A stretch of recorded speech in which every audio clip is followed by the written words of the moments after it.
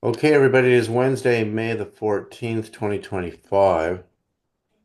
Boy, I can't even believe that this thing keeps growing. It's like seeing through the eye of God, the eye of Horus from above the Giza Plateau, the Giza Plateau. And where we're going to go this week is we're going to go in the direction of the Greeks and the Hellenized Egyptian world, which is, I mean, where Alexander the Great conquered.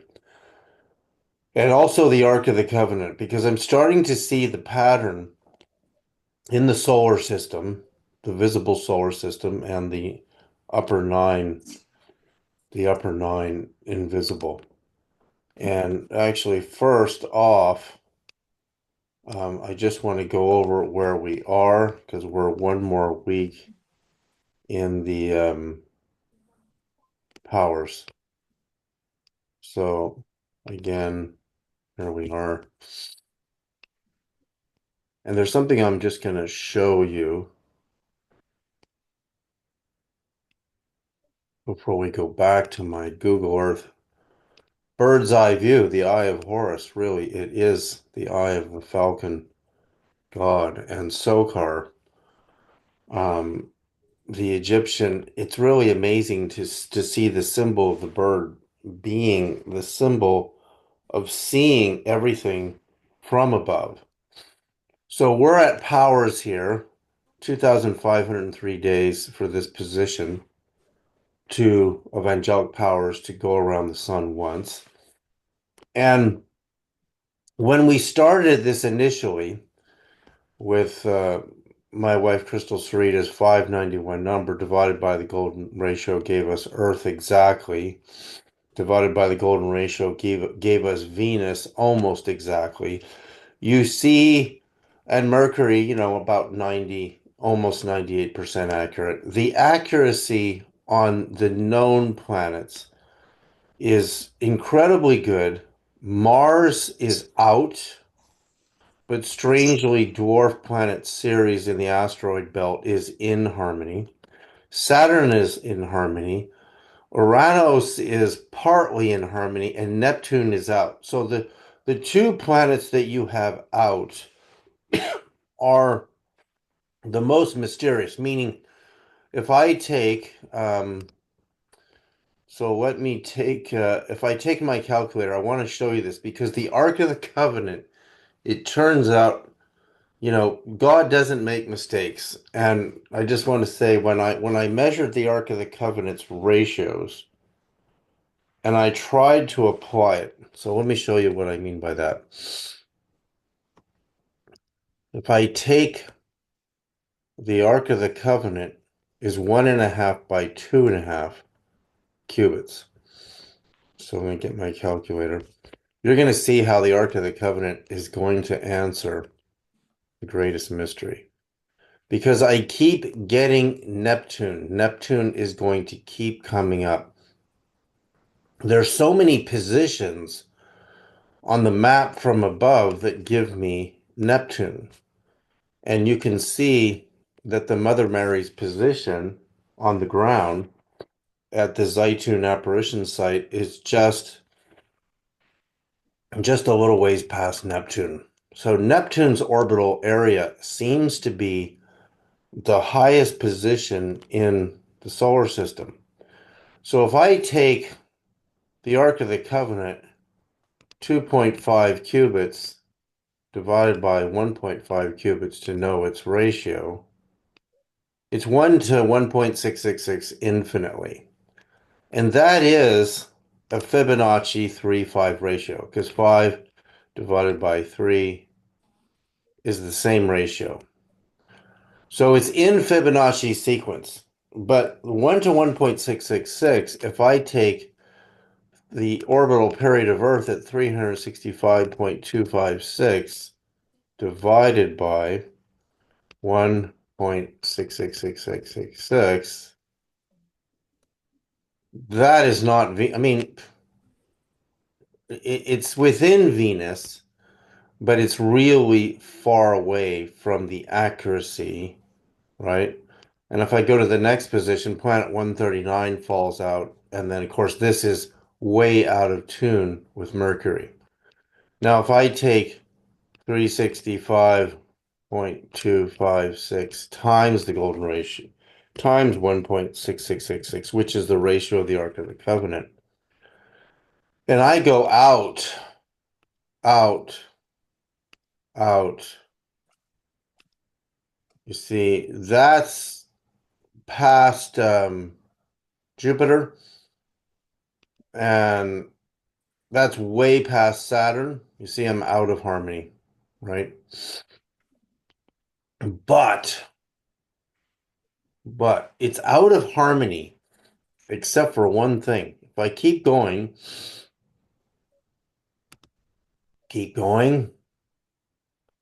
that is Neptune.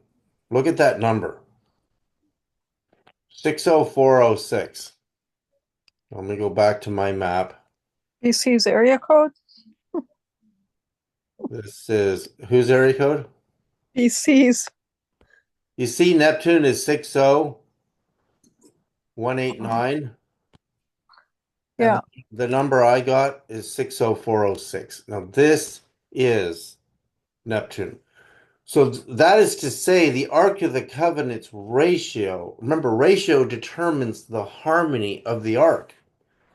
So the harmony of the Ark has, remember, Neptune is out of harmony to the standard golden ratio, but 1 to 1.666 is a Fibonacci ratio. It takes me right to Neptune, which means the Ark is tuned in the highest harmony of the order. Its highest harmony is Neptune, which is really incredible. What's really incredible about this is understanding that when Dante is going through his visions, and at the time of Dante in the 13th century, Uranus and Neptune were not even discovered, nowhere near discovered, and no astronomers in antiquity ever saw Uranus and Neptune. We had a seven, sphere solar system. It was always seven spheres, which included the sun, by the way. So why, when Dante's having his visions, he's describing the blue greenish color of Neptune, and here is where the Imperium is, which is where the Mother Mary is situated with all the saints, and then Beatrice shows Dante in this radiant form. She's a blinding being at this point, looking down the pipe at the upper nine angelic spheres. So, what is so important about Neptune, and why does Neptune keep showing up? And why is Neptune out of the harmony? And why is Mars out of the harmony? In fact, Mars is completely out. So, they're not really out, it turns out. They are their own, in a way, separate harmony. And they are using by positioning the Ark of the Covenant on the earth in the center of the Holy of Holies with the staffs of Moses and the 12 tribes and Aaron is key to understanding how the harmony of the order works, because the harmony of the order, the whole thing is governed by the Supreme Being, God, however you want to name the Supreme Being. So but its position is, and I keep getting this number.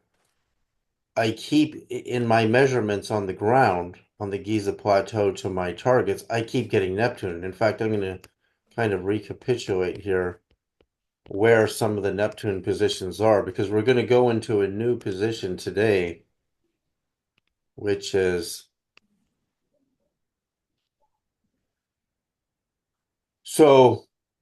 which is Mount Olympus in Greece and the Hellenized world. So you can see here, I got a lot of lines now. These lines are, I mean, they're like strings on a guitar or a piano. If you lift up a piano and you see all these strings, they are properly placed. So this blue line here which is 38 to 39 degrees to the east of the rising position, that goes to where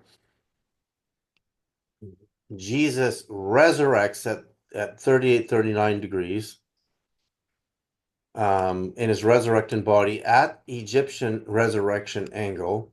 Again, very disturbing to understand that for Christians who believe Egypt is somehow bad, even though it's where God sent Jesus and the Holy Family when he was a child to be protected for 4 years. And then Jesus returns there in his youth to study in the footsteps of Moses because Moses was trained in all things Egyptian. So this is where the Magdala temple site is, right here at the end of the blue line.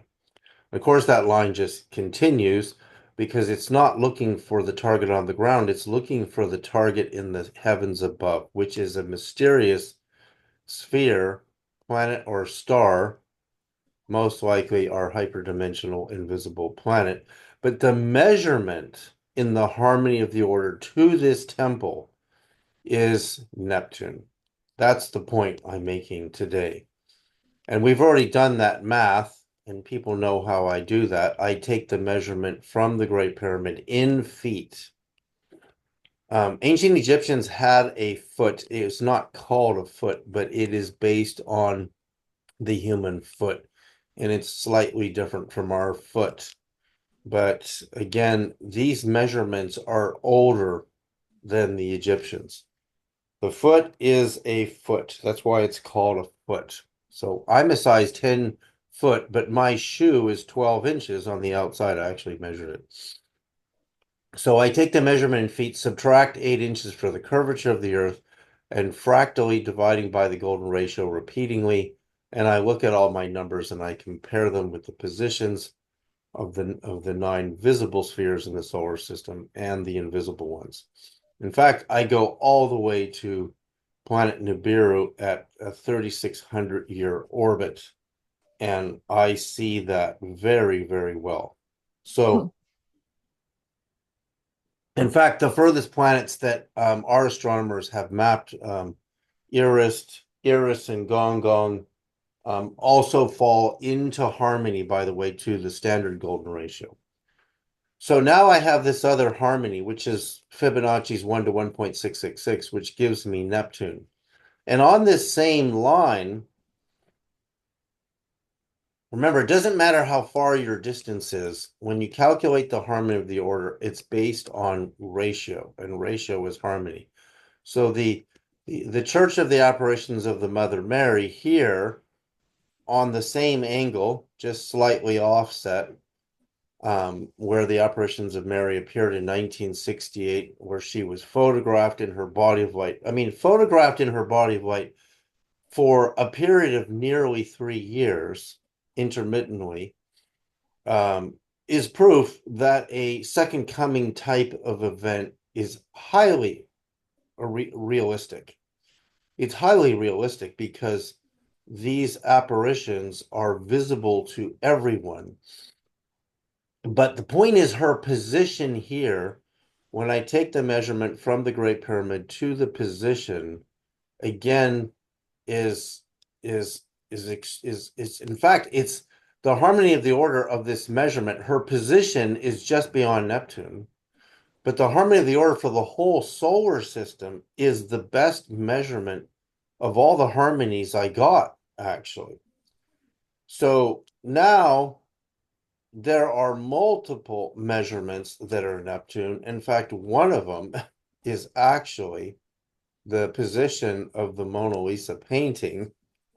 I have a Mona Lisa line here somewhere. I think I might have taken it out, but I measured to the Mona Lisa, and she is Neptune. Now, today, what is amazing is this green line here. If I click on it, it is the Stonehenge line, because leaving, you're not going to believe what this line does. It does way more. So this green line here, which leaves the Great Pyramid to the north-northwest at Great Pyramid angle, runs at the same angle design as the edge of the Grand Egyptian Museum. right? You see it running through the edge of the roof angle. You see the roof angle here? It Mm-hmm. goes right through the middle of the Grand Egyptian Museum. Not center, but it's going right through it. And you can see this building was designed. You see all these lines on the roof, how many Yeah. there were? Yeah. It's incredible what the architect must have known. He's actually positioned, his math is slightly wrong, actually. It's actually very slightly wrong. Actually, you see my green line here is matching most of this angle here, but then Mhm. his angle on this line on the roof goes off from my green line. So that means he or she intentionally, whomever they were, because I'm leaving the Great Pyramid on that green line. If I were to lay a two-dimensional pyramid to the west here, the slope angle of this green line is pyramid angle, which is Mhm. 51.85 degrees accurate to 2 decimals. Now, we know that line continues all the way to Stonehenge, which is a discovery, again, that I have made in this work, and that Stonehenge, therefore, is mathematically perfectly, let me just go to Stonehenge here, is perfectly attuned at The this pyramid. to the pyramid, which beckons an enormous investigation because you can't imagine that the architect, I mean, you can only do this kind of work from the air, and that would require a very accurate out of body position. See, there's Stonehenge, and I'm Mhm. leaving the center of Stonehenge. And of course, the angle on a sphere changes over the distance. So you're leaving the pyramid in fact, the angle that we come into Stonehenge is almost 26 degrees, by the way. It's very close. I have to really work on that. But we leave the Great Pyramid off the east-west axis at pyramid angle. Now, this green line, just follow it here, is going to Mhm. run through a very mysterious place. And while we're here, last night, you see my red line here? Yeah. That connects to the Bosnian pyramid. There was a significant 6.0 earthquake right here on the green line last Right. night. Right. Very significant for the region to get an earthquake that size. So we're on the green line, and we're going to do a couple lines here because we're going into an area where the mysterious Library of Alexandria in Alexandria is truly situated. You see, so when when Muslim conquerors destroyed the library, which contained over 500,000, a million, half a million papyrus, they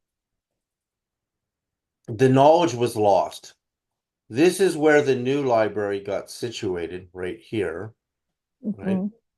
But they know that it's somewhere in this region, in this area of the city of Alexandria. See, if I zoom out into space, you see my two balloons? Yeah. They're actually not very far apart. They're the green line is probably, because you can see how close it is to pyramid angle, where the real library was situated. And again, the builders are not looking on the ground, they're looking in the heavens above. So something at this angle is rising in the east and setting in the west. Right. And that's the positioning of it. So the fragments of the library at Alexandria, and of course Alexandria gets named by its conqueror, Alexander the Great, Mhm. who in the third century before Christ conquers Egypt, which means it's still really Egypt. That's what is really ironic about all of this. Just like where Jesus is actually born is not the Palestine, it is today, but at the time of Moses, where Jesus was born is in the boundaries of Egypt, all the way to Syria. It was all Egyptian territory. So again, human genetics and where people migrate don't fit nicely into borders that we call countries. What interests me the most is why the Alexandrian library is situated on an angle that intersects Stonehenge to the Great Pyramid at leaving the pyramid at Great Pyramid angle. In fact, even in Alexandria here, we're quite a bit of ways from the Great Pyramid. We're still at Great Pyramid angle here, off of our east-west. The angle just slowly changes because we're moving over the face of a sphere. So again, this suggests that what we lost in that library is what I'm talking about right now. The ultimate goal of this work of the lines and the angles is to find what's missing, what is so important that is rising in the east and setting in the west on these angles, because we know the miracle of the sun at Fatima was 26 degrees within 26.3 degrees to the west here, where the great power outage just occurred. Mysteriously has never been solved. They have no scientific answer to explain the great power outage, which occurred within the Easter window on the 25th of April, which means on the lunar calendar that date will be Easter on a certain year. So again, 26 degrees to the east is the line that Jesus was born and baptized on. So what we're really looking for is not on the ground, it's in the heavens above. So now I want to show you the process, because you have to look at Alexander the Great. In fact, his birthplace, and I'm looking at my lines here.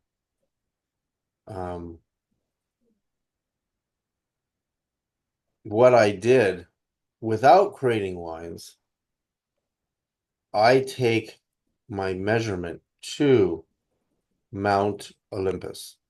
So let's go to Mount Olympus here.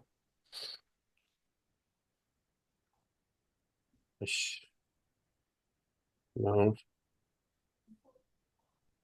Olympus, Greece. And there it is. Okay. So that's Mount Olympus. Now, if I take this measurement, because we want to see the harmony of the order of Mount Olympus to the Great Pyramid. It's not on any of my lines, but I'm going to calculate the harmony of the order.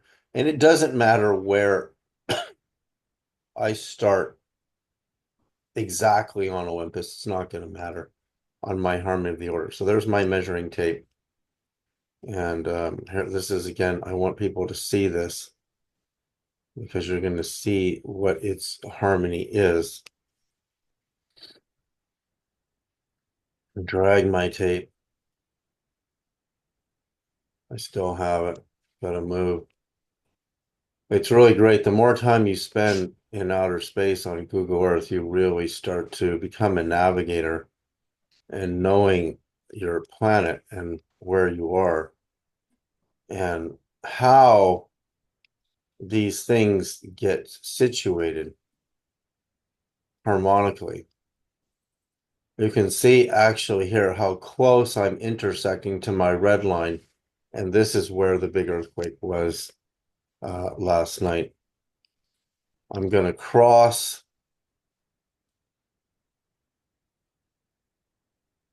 coming in here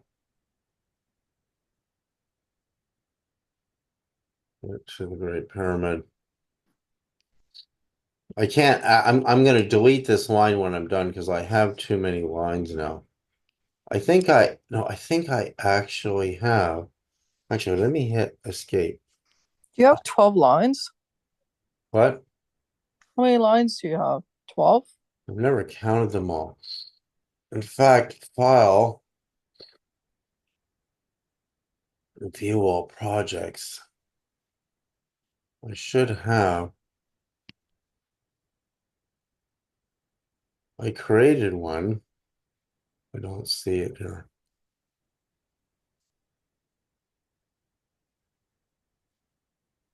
Just going to do a clean line because there's too many lines. So Mm-hmm. there's Mount Olympus. So let's go to Mount Olympus. Do it again. The point in doing this is to show the harmony of the order of Mount Olympus. Of course, it's legendary. That's why I'm doing this. This is not a minor thing. This is the home, mythically, of where the gods in the ancient Greek world ruled from above. And the question is it really the Is it mountain? in harmony with the pyramid? Oh yeah, you're gonna see. I've already done this. But I want people to see the process. Right. I want people to see the process. Because if you see the process and you see how I'm doing this, you can see how the harmony of the order itself is a vast intelligence. It's God, it's the supreme being, at least for our local. I mean, people, when people say God, they want God to be the entire universe. And at this point, um, that's just enormously beyond the scope of human vision. See, I know how to fly my way into the pyramids now on Google Earth because you get to know your landscape. So there we go. So I don't need all these extra lines in there. And I go, boom, click it twice, and then it's going to ask me to save it to a project, which I'm going to call Olympus. Mount Olympus. And then I'm going to click view, and my length in feet, 4,515,873, right? So I'm just going to over here, pyramids. I could have sworn I already did all this in a file. Now Neptune is now when we're going to learn. I remember this because last year when we did the inner circle and we just did the planets, my experience of Neptune was the highest feeling when we did those frequencies for 2 weeks. I never with any of the other planets. Of course, each planet has its own vibe. When you're doing these frequencies in yourself, you get to experience it. 4,515,873. 515,873. I know you can't see this yet. Mm-hmm. Feet minus 8 inches per mile. So once I have this in my, I'll switch screens in a second. Switch this to miles. Is this 8 inches per mile? 855.28 miles. 855.28 miles times 8 inches divided by 12 inches per foot. I got to subtract 570 feet. Okay, so now I'm going to go. I'm going to switch you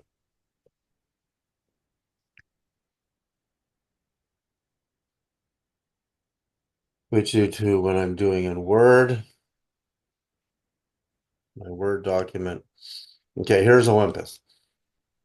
And we're also going to do the same thing for the birthplace of Alexander the Great. So I take this number here in feet, it really makes very little difference to remove the curvature of the Earth and the harmony of the order, but it does make a difference. 4515873 minus the curvature of the Earth. Oh, no, that's not it. Minus 570 feet. Okay, so that's my master number there. Divided by the golden ratio, 1.618033987. And then I'm going to log in all my numbers. It's amazing how and why this works. I actually understand why it works. And the reason this works is the circumference of the Earth in arc degrees, minutes, and seconds itself has the orbit of Nibiru in it, which is 3,600 years. And when you divide from Nibiru all the way down using this formula, you'll hit every planet and you'll be very high accuracy to most of the planets in the solar system. And that's why this system works, because the Earth was designed in measurement to the human foot to do this. It's really incredible. I had to figure out why this works. So our foot, I mean, what we call a foot, and the fact that consciousness would define a foot, where we define a foot, is all part of the mystery. So I'm just taking my numbers, and these are just divided by the golden ratio, divided by the golden ratio, divided by the golden ratio. And right now, I'm at, you see this number here, 1,065,918. This number here, Yeah. that's close to Nibiru. It's close. Mm. It's not really accurate, but it's probably 90% at least. When you're 90%, you're definitely in harmony, but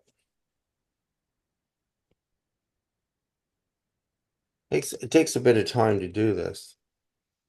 But the more I show this happening when I die, hopefully somebody understands what I've done here. There it is, right there. You see that number? 5904, Yeah. 59401. Okay, I'm going to show you that. And then we're going to compare it to Neptune's position, which is 60. 60.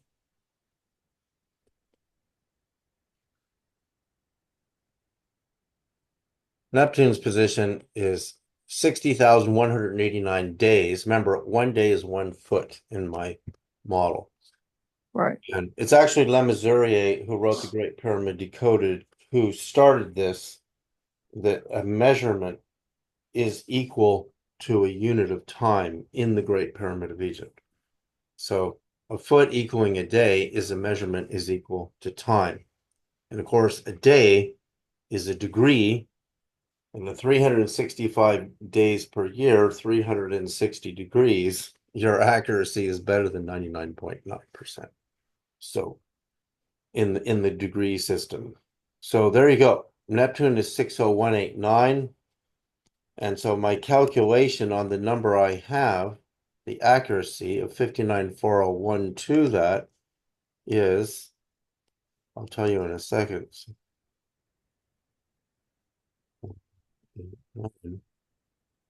The accuracy is 98.7% accurate.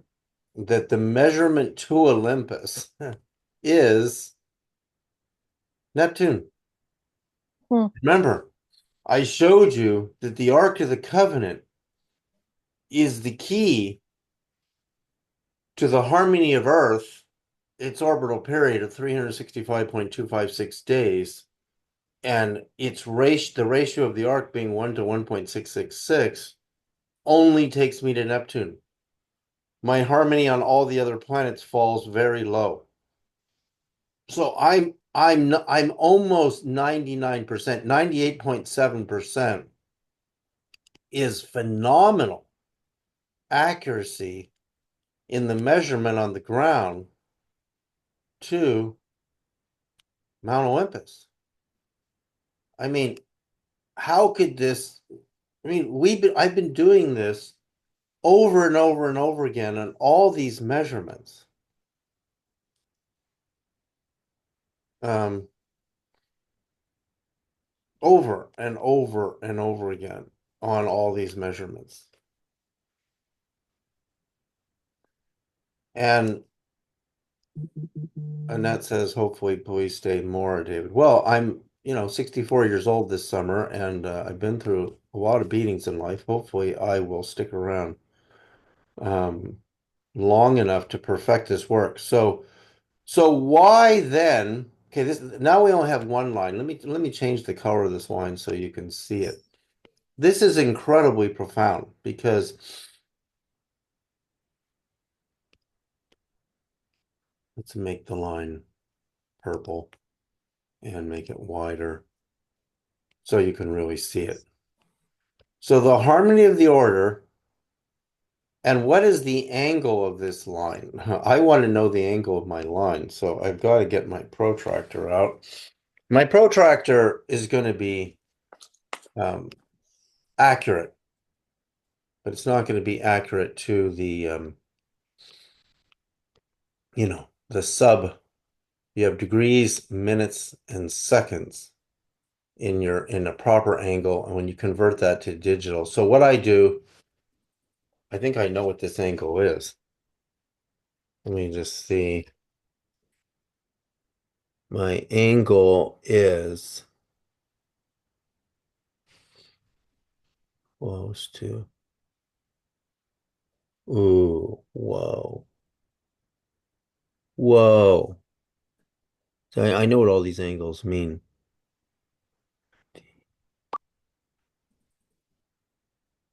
I have to look at that closer. That's so again, that is Christian Warren. oh boy.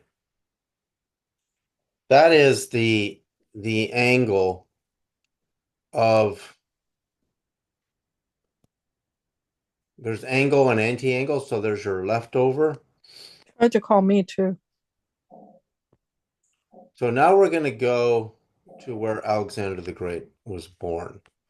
Now notice, of course, our line is going through Alexandria, but this is not leaving the pyramid at pyramid angle, which connected Stonehenge, which took us in our other map to the site of the Alexandrian Library. So the site of the Alexandrian Library isn't just a library, it's a temple that is positioned in alignment to the setting position. The rising position would be opposite over here.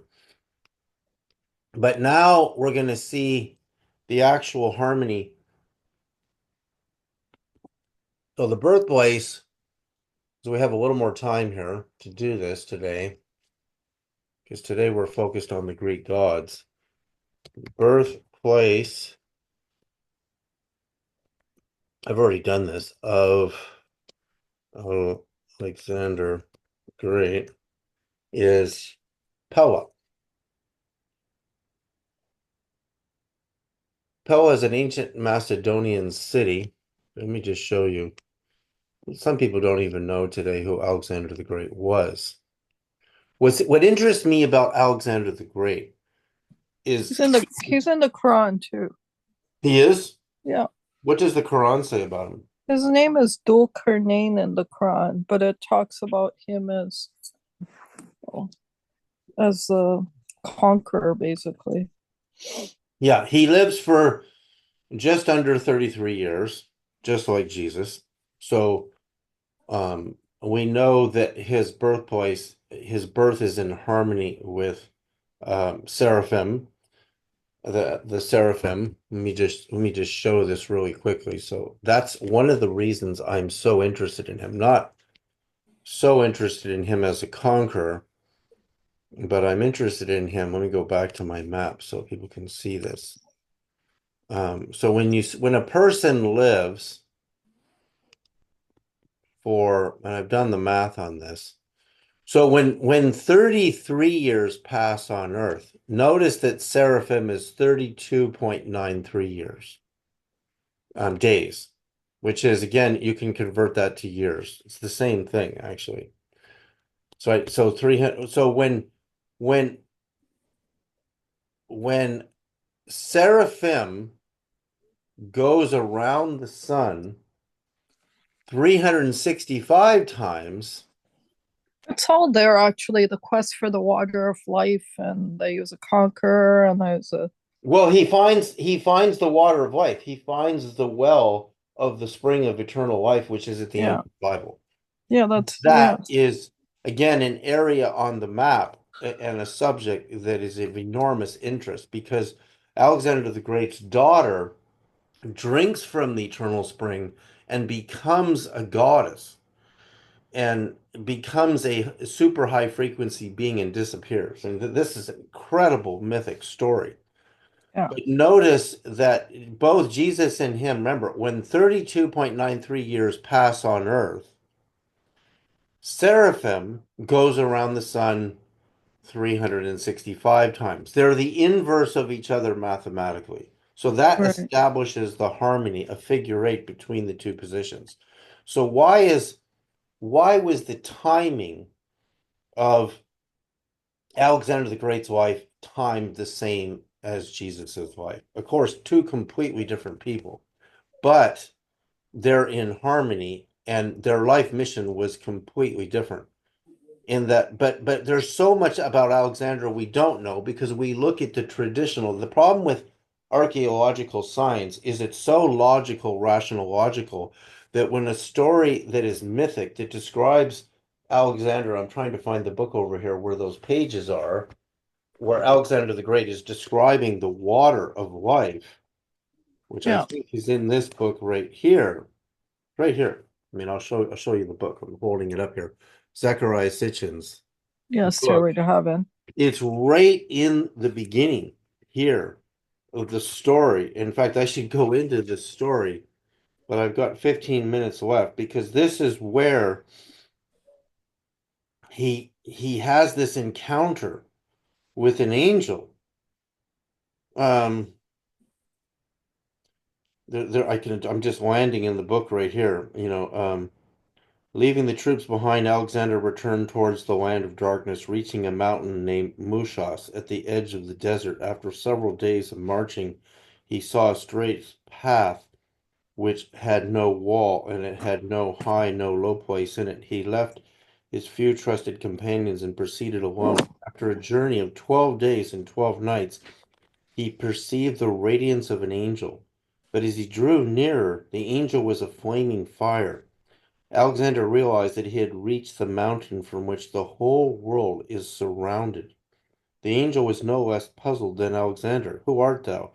And for what reason art thou here, O mortal? The angel asked, and wondered how Alexander had managed to penetrate into this darkness, which no other man had been able to do. To which Alexander replied that God himself had guided him and gave him strength to arrive in this place, which is paradise. See, this is Mhm. the discovery of the biblical paradise. And in fact, this whole section is so incredible. To convince the reader that paradise rather than hell was reachable through underground passages, the ancient author then introduced a long discourse between the angel and Alexander on matters of God and man, and the angel then urged Alexander to return to his friends, but Alexander persisted in seeking answers to the mysteries of heaven and earth, God and men. You see, this is the part of Alexander we don't see in the traditional story if you watch, a documentary on the National Geographic Channel. But the part where the fountain of youth, which is what this section is about. I mean, in fact, we're coming into it right here. And the land of Arabia, God hath set the blackness of the solid darkness wherein is hidden a treasury of this knowledge. There too is the fountain of water, which is called the water of life, and whosoever drinks from therefrom, if it be a single drop, shall never die. The angel attributed other magical powers to these waters of life, such as the power of flying through the heavens, even as the angels fly. Needing no further prompting, Alexander anxiously inquired, in which quarter of the earth is this fountain of water situated? Ask those men who are heirs to the knowledge thereof. And the angel's enigmatic answer from the angel gave Alexander a cluster of grapes whereby to feed his troops. Returning to his companions, Alexander told his colleagues of his adventure and gave each of them a grape. But as he plucked off from the cluster, another grew in its place, and so did another one, and he fed all the soldiers and their beasts. So this is the beginning of this chapter, where again Alexander is some type of divine human who has access to God and God's angels, which is an extremely rare event for an angel from one of these upper angelic planets to be situated on the earth. So here it Now, is. when Here we it is. do, Surely we established him in the land and gave him the means of to all things. So he traveled a course until he reached the setting point of the sun, which appeared to him to be setting in a spring of murky water, where he found some people. We said, O Zulkarnain, either punish them or treat them kindly. He responded, whoever does wrong will be punished by us and will be returned to their Lord, who will punish them with a horrible whatever torment. As for those who believe and do good, they will have the finest reward, and we will assign them easy commands. Then he traveled a different course until he reached the rising point of the sun. He found it rising on a people for whom we had provided no shelter from it. So it was, and we truly had full knowledge of him. Then he traveled a third course until he reached a pass between two mountains. He found in front of them a people who could hardly understand his language. They pleaded, surely Gog and Magog are spreading corruption throughout the land. Should we pay you tribute, provided that you build a wall between us and them? He responded, with my Lord, what my Lord has provided for me is far better, but assist me with resources, and I will build a barrier between you and them. Bring me blocks of iron. Then, when he had filled up the gap between the two mountains, he ordered blow. When the iron became red hot, he said, bring me molten copper to pour over it. And so the enemies could neither scale nor tunnel through it. And so on. is that from the Quran? Yeah. So this is Pella. Of course, there's nothing there today, the birthplace of Alexander. Yeah. And again, if I take my measuring tape, you'll see in a second here when I zoom out, I'm just at a different angle than Olympus, but I'm almost the same distance to the pyramid. So where do I have, what's happened to, yeah, you see, I'm a little bit further than Olympus, actually. Right. So my harmony is going to be interesting. I've already done this. Again, remember, we mapped the birthplace of Jesus. Alexander is far more of a illuminated being, illuminated from above than we can possibly realize, because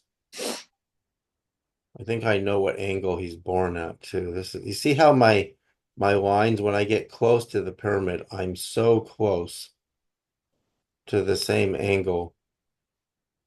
Angles over distances between each other start to expand and separate, but they're initially, it's just a little bit steeper than my, somewhere around 56 degrees. So this angle, okay, so there's my distance. And I'll call this save to project Alexander. Alexander. Okay. And I'm going to do this calculation much quicker. View. Let's go to my feet. 4,791 feet. So I'm going to go back to my Word document. Alexander.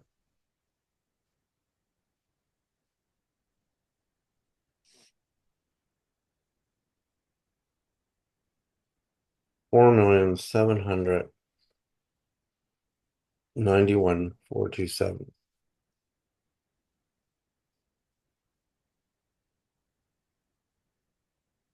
feet. Minus 8 inches per mile. Convert that to miles. 907.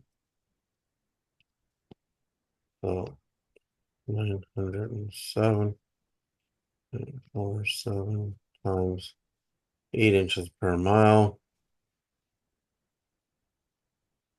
I have to subtract 603 feet. Okay, so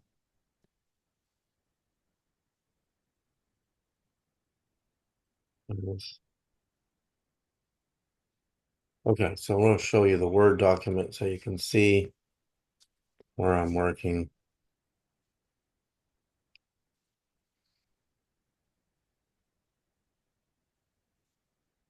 So the harmony of the order of his birthplace. And then, I mean, I'm going to have to do a comparison on the birthplace of Jesus because they both live the same amount of time. So Right. 4, 7, 9, 1, 4, 2, 7. So 4,791,000 minus 603 feet gives me this number here. Now I take that divided by the golden ratio.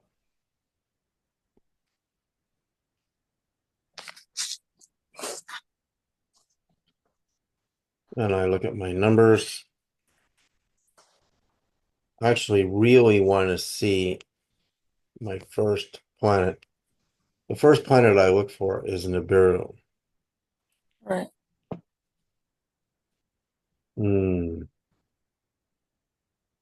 He's a little bit longer than Nibiru on the first long position. But he's probably around 90% Nibiru. Oh no, wait. Oh no, he's better than that. Oh, come on. This number here is really close to Nibiru. I'll show you in a minute because I have to keep putting my numbers in. That's really close to Nibiru.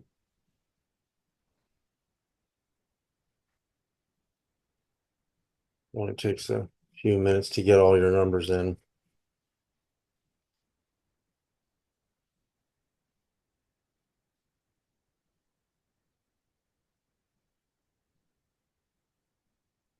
He's a little bit. No, we're not there yet. 26.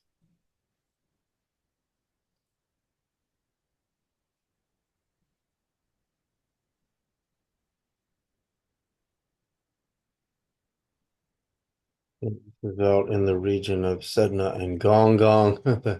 Most people don't know the names of all the planets that astronomers have discovered at the far reaches.